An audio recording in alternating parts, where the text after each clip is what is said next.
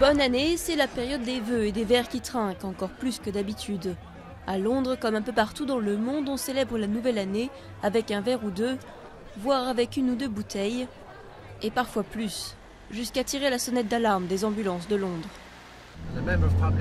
Un civil vient de nous appeler pour nous dire qu'une femme de 21 ans gît par terre à côté de la gare de London Bridge. Donc nous devons nous y rendre pour aller voir si elle va bien. Et si elle est dans un état d'ébriété, on la ramènera au centre de rétablissement.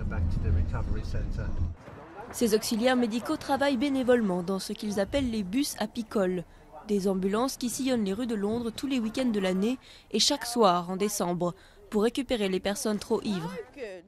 Elles peuvent accueillir jusqu'à 4 patients et sont équipées pour gérer les personnes qui ne tiennent plus debout, sont couvertes de vomi ou d'excréments.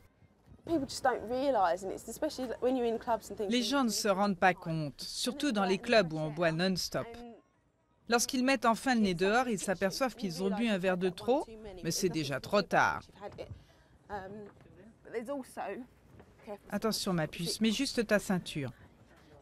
Mais en plus, il y a comme une culture de l'ivresse, comme si c'était cool.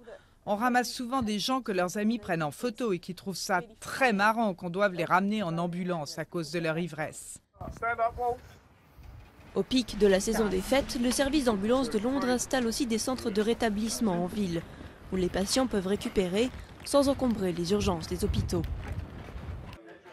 En 2005, lorsque le bus apicole de Londres a démarré, il a reçu 35 000 appels.